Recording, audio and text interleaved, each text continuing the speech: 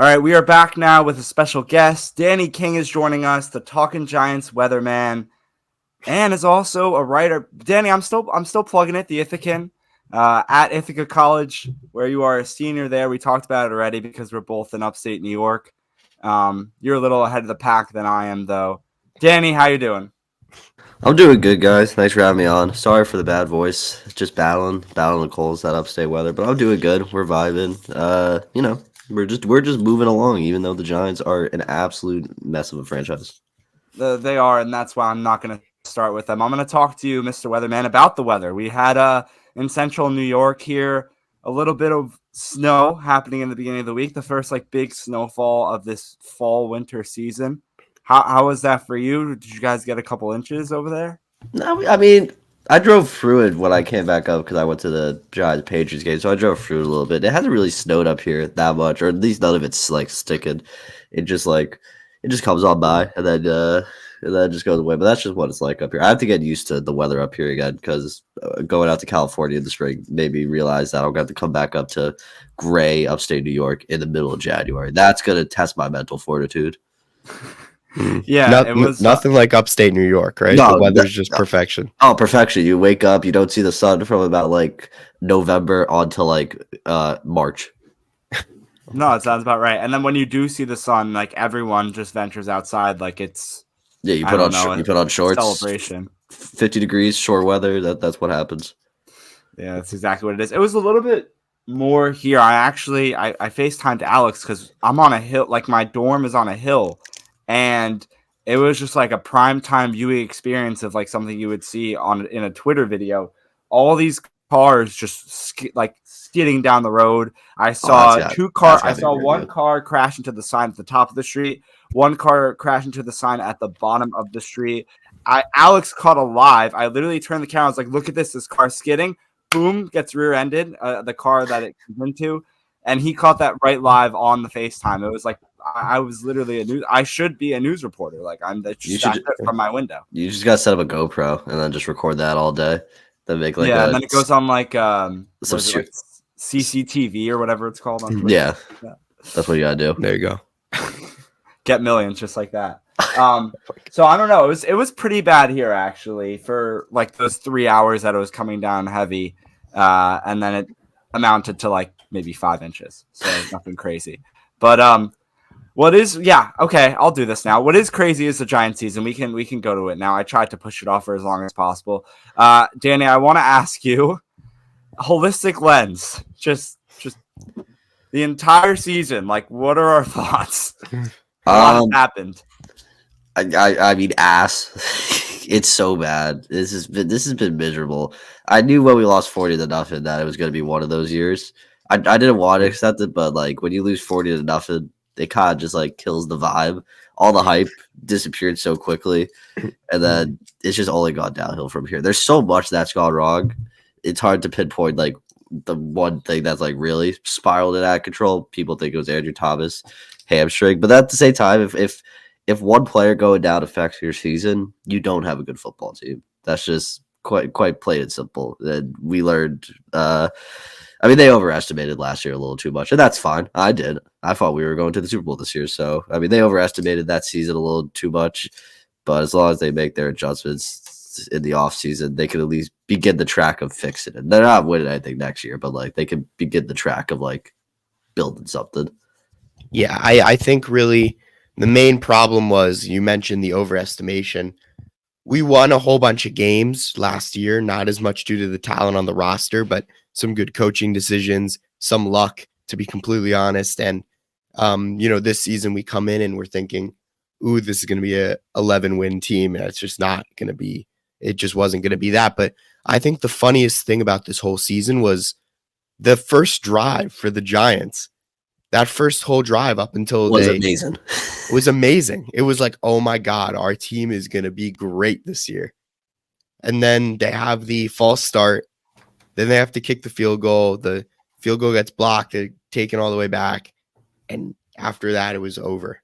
And ever since then, it's not been the same, all because of 2 plays. It's crazy. It's kind of wild. It really did that Cowboys game sent everything into a spiral. And yeah, that drive it was so good. I remember being like, man, they made this offense better. Everything's looking up. DJ's looking up. Everyone's making plays. Like you said, the false start happened. I just want to know, because after that, like DJ just never looked comfortable again. Like, did he was this offense made way was it that much more complicated? Did they add that many more wrinkles, or was just like the coaching decisions this year not vibing with? I just want to know because there's no way he goes from looking the guy that gets paid however much his contract was to looking like he shouldn't even be started in the NFL. Like, it just doesn't make sense. You're right. Like, he looks like a completely different player. And then you have the second half in Arizona, too, where he looked pretty good. He looked pretty sharp. And I just don't understand that either. But I think there has to be something behind the scenes that changed dramatically. It has to be. Because your season doesn't just fall apart like that unless something happens that maybe is not being publicized. Was it it was a Raiders game that he got injured, right? Daniel Yeah. Jones. I mean, even in that's the whole thing that we all took away though too, was before the tear even happens, that Raiders game when he comes back, he didn't look good at all either. And that was a big point. I mean, that is the big point that we all discuss, is that even this is a huge statement, but it's even if Daniel Jones doesn't end up tearing his ACL, the thing is, he didn't look like a good quarterback in the game. And before that, too, he was missing his throws. I remember listening to Bobby on Talkin Giants after that episode that he's never seen Daniel Jones throw 10 yards out of bounds for a throw towards Saquon Barkley. That's never happened before, that he's been that inaccurate. And he was in that game. And I mean, he came back the rumor was he wasn't even 100% with that neck injury. Which, if that was true, why is he playing? That's another problem. The second neck injury, I don't know. Neck injuries are always scary, but yeah, he looked terrible that game, even before the ACL. Obviously he did tore the play before, and then the next play, obviously he goes down. That was misery. Because obviously he's been bad all year, but just seeing him down on the ground, it was just the realization that he 100% just tore his ACL. I've never felt such it was such an empty feeling. I was I knew right. I was like, man, I was like, that's it. That's his tenure as the Giants right there. He's done. I mean, he'll probably play next year, but he's done. He won't be this Giants' future at quarterback. Yeah, and I think it really kind of depends where the Giants end up picking. I'm going to bring this up now. There's this ideology, right? There's the winning, that it's better to win and you got to trust your front office to do its best. And then we need to tank ideology. Which one do you think is what is yours personally? Are you a win anyway or a tank kind of guy? I mean, I've kind of given up on the tank because you beat the Patriots. That was the game to lose if you were going to continue the tank. So, I mean, obviously, the draft position is great, but I'm also in the mindset, as dumb as it is, and I know people hate it, but it's if you really like a quarterback, you trade up and get him, quite frankly. Now, obviously, I know, I'm not saying be like the Carolina Panthers and give up your whole farm, but, not even Caleb and Drake. I'm kind of on, a Jaden Daniels kind of vibe right now. He's someone that could still be there past the Patriots. I don't know what the draft order is right now, but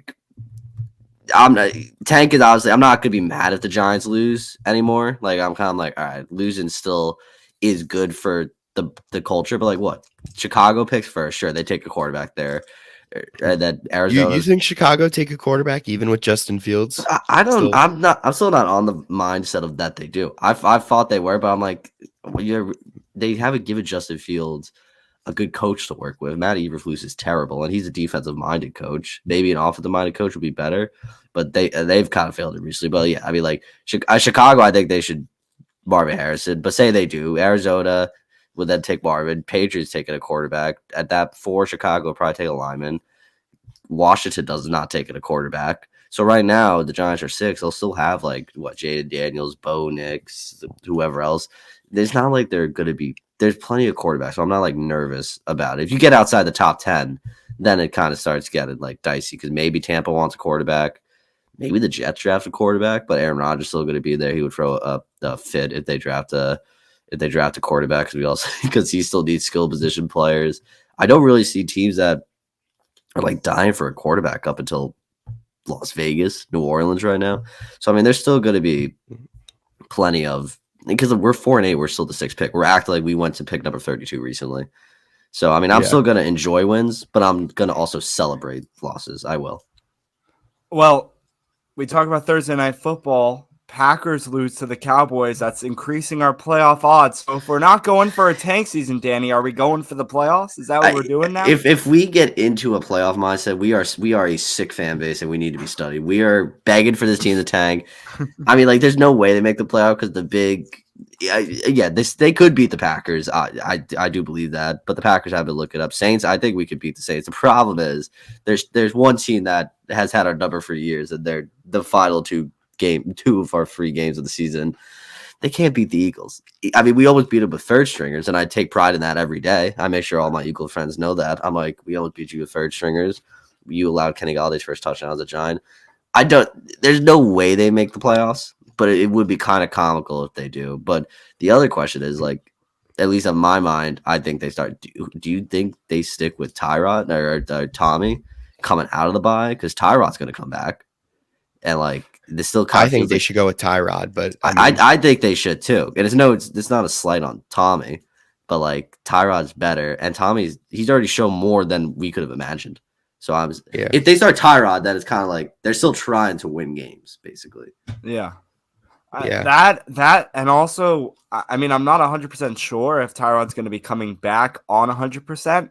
That's something to talk about. He does have the bye week plus a week, right? So he has 2 weeks more than 1 week more, than what he would have if he was just straight coming back off the IR. So he should be fine. However, this has been a problem this entire season, and I guess in the past, but this season especially, is Brian Dable and this coaching staff as a whole allowing injured players to play injured.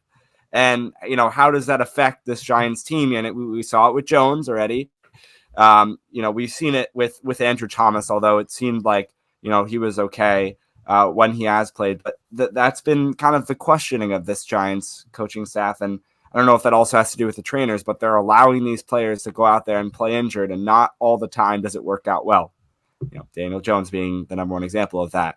So if Tyrod's still even a little bit injured and nicked up, do we throw that kind of under the rug and just say, yeah, go out there, we want you as our starter? That's the only thing that I question.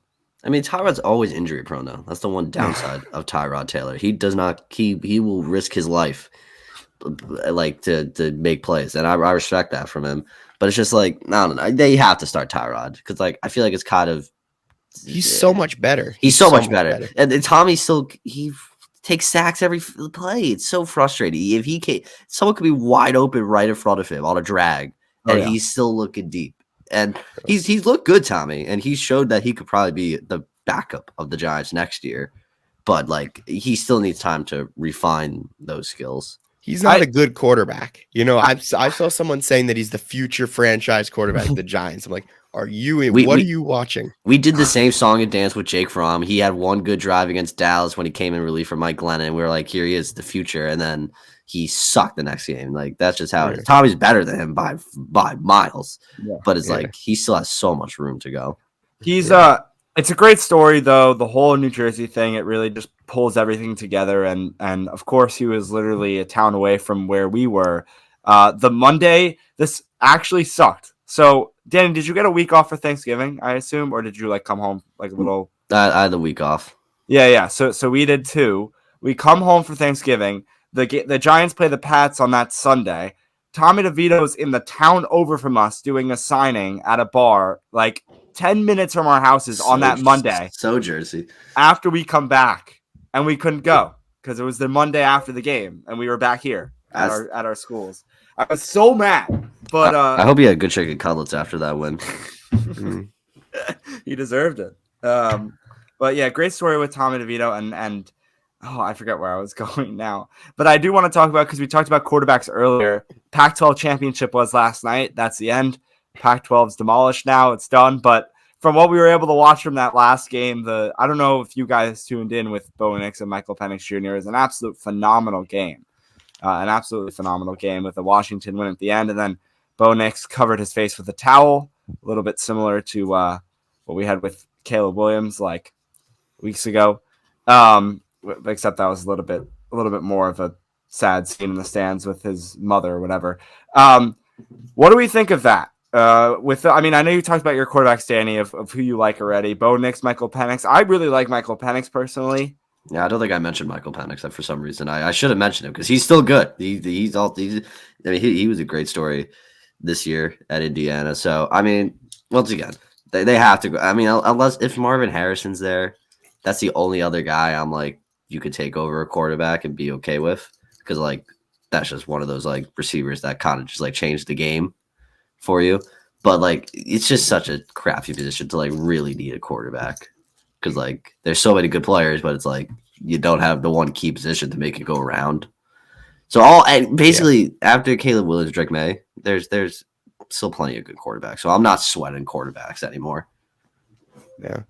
I'm a really big Caleb Williams guy, and I know everyone really, talking about the tank for Caleb Williams, whatever it may be. But for me, I don't think, just based on what I've seen this season, I don't think he can handle the New York market. Do you think that would be an issue? I mean, like he's getting a good experience in LA, but like, I mean, we all see like it's a different beast here. Yeah, a Giants player got criticized because he didn't want to speak to the media for one game. Like it's definitely that. It's just challenging to. I mean, to like if he cried here, I can only imagine what that would be like. They'd be even worse to poor Caleb. Okay. So I think he could handle it. I mean, like. As long as he's got the right people surrounded him. And I feel like if they do draft a quarterback, it's quite obvious who's going to be there to help him a lot. And they're probably going to like push Eli onto him. So they could be like, hey, this is how you work this market. Because he did the same with DJ. I guess Eli doesn't technically have to do that. In my mind, I feel like he will. But I don't know. I'm not stressed about Caleb's not being able to adapt to the market. Because at least Los Angeles provides you the next best thing to New York. Yeah, I mean, we saw Evan Neal. He's the most like monotone, quiet guy, and the New York market made him talk about hot dog flipping and start yelling at people. That was an all-time moment. He called us hot dog flippers. That is an unreal. Man, I love when my franchise players just like make fun of me. It's my favorite thing. Got booed out by Javi Baez. Especially when we pay their salaries, Yeah, like Javi Baez booed us. Evan Neal says I flip hot dogs. It doesn't get better than this. Notice how you called Evan Neal your franchise player. That's also a sad statement in itself. Yeah, I don't think I ever want to take a player from Alabama again. Mac Jones as Evan Neal as I'm giving up on Alabama. They're all frauds. Alabama quarterbacks, especially recently. Last week, Jay Glazer came out with a report between Brian Dable and Wink Martindale, said there was tension in and outside of the building between those two. Brian Dable, in response to that in his press conference, this guy just loves to talk about how much he loves to eat. With the Thanksgiving quote of, he talked to Jordan around and he's like, Jordan, look at me. I'm not trying anything on Thanksgiving table. Now he makes a pizza reference. This guy loves food. I mean, we knew it already, but, he just likes to talk about food. So his response to that was, me and Wink, the only argument is who's sharing the last pizza slice. So funny. And then the next day, he's asked again to further comment on it. And then he says, I commented on it already. I'm not speaking about it anymore. Do you think there is tension in the building? It seems like from those answers there was, because he gave a lot of pushback from commenting more further than his little joke in the beginning. Oh, yeah. I mean, there's clearly tension. But, like, the problem is, like, it's going to lead to a point where Brian Daboll is going to fire him because that's just dumb, in my opinion. The only way Wink Martindale should be here next year is if he takes another job willingly. And that also could just happen. It could be like a Patrick Graham type situation after Joe Judge got fired. He was like, I don't want to really be here anymore. So he left and went to but you can't lose. The defense is the only good thing we have. Nothing else about this team's been good. Special teams sucks. The only coach that should be fired is Thomas McGahee, because that man, I don't know how he keeps surviving these coaching changes. I guess they just don't give. I don't want to curse, but like they just like they don't care about special teams. They're like, they don't give two shits about special teams clearly, because he was hired by what? Shermer was him, I think. He was hired by Pat Shermer. Survived Shermer. made it for Joe Judge. Joe Judge, who is a special teams guy, I'm surprised Joe Judge kept him. And then he survived Brian Daboll. If he no way you could keep Thomas McGahee because his unit has been so bad. What, they had 9 guys on field goal. That blocked special teams play in the Dallas game. I don't know if he's the one making calls about Graham Gano kicking when his leg needs surgery. Can we talk about that as well? That was dumb. That was dumb. But back to the Wink Martindale thing. You got to keep him. And if the tension is that bad, you got to try and find a way to fix it. And I will say I did enjoy Joe Shea when Pat Leonard asked him, he's like the Jake Lazier thing, and then Joe Shea's like, what report? And then Pat Leonard just sounded so offended. He's like, you didn't see the report? And then Joe Shea's like, no. And I know Joe, no way Joe Shea did not hear about that because I was like, he knows everything. He knows more than we see. He sees more than we see on Twitter, I'm sure. But you can't. The beef is dumb. If we all know it started from Xavier McKinney. I'm not sure if y'all think it started somewhere else, but it all started with the Xavier McKinney. It clearly last started. Season. Yeah, I don't know why I'm act like I know that, but based off just like context clues, it feels like it was Xavier McKinney's situation. Him calling out super dumb comment from him too in a contract, like coming up to contract year where you want to stay in. And it's so frustrating because I hate that Xavier did that, but I also want to pay him because I do like Xavier McKinney. I do think he was better in Patrick Graham's system than in Wink's right now. But like he's a good safety, I'll be honest. And I know he was a moron and wrote an ATV. But this defense is the only good thing about this team right now. They've turned it up recently. And so unless Wink gets a head coaching job or retires, I don't want him leaving this franchise to go somewhere else. I don't. And 2 things. The first thing was that's another one with the coaching staff and having an injured player play. If Graham Gano is struggling so much with the one part of his body that we actually need him to use to kick the football, why is he going out there and kicking the football? That's just another stupid, idiotic, thing to think about as a coaching staff. Like, oh, your leg's hurting? Go out there and kick our field goals. It's going to work out. Don't worry.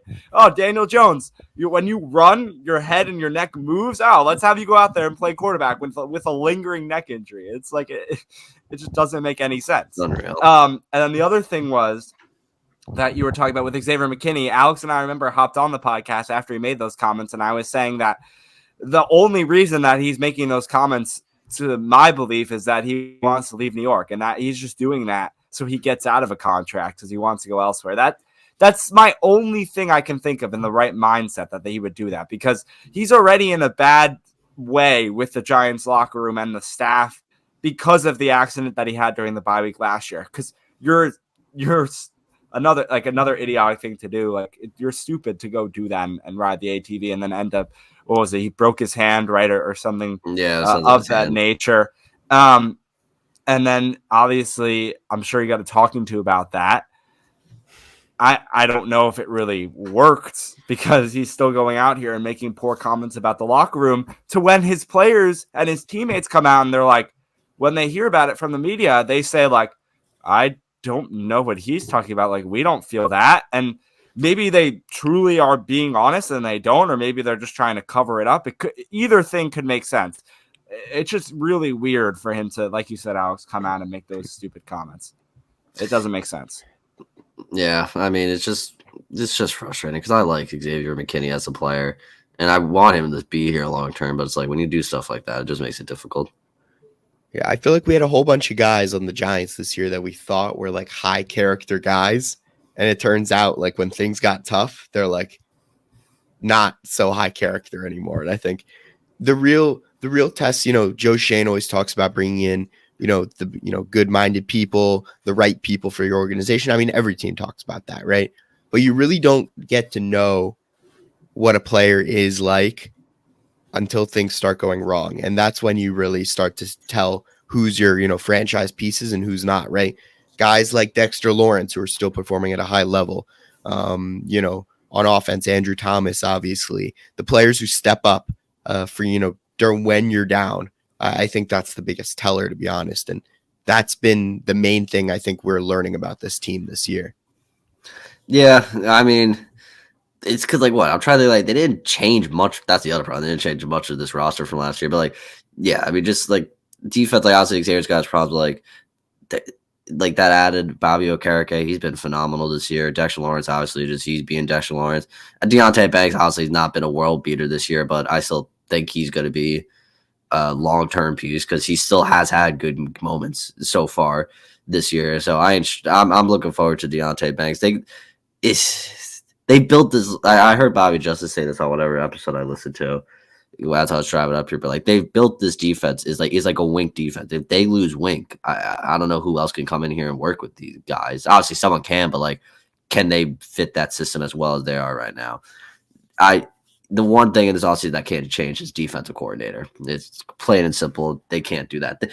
Micah McFadden is looking like the next great linebacker. That's being dramatic a little bit, but he's looking great next to Bobby Okereke. So keep Wink, please. Just keep him. Figure out your differences, or just man up and just deal with it. You are gonna have disagreements. It's called life. Move on. Jesus. Monday Night Football game that has yet to be flexed for some weird reason against the Packers next week. Saints, Eagles. Well, it can't be anymore. I think Yeah, the deadline passed. Yeah, it's official. We're Monday Night Football.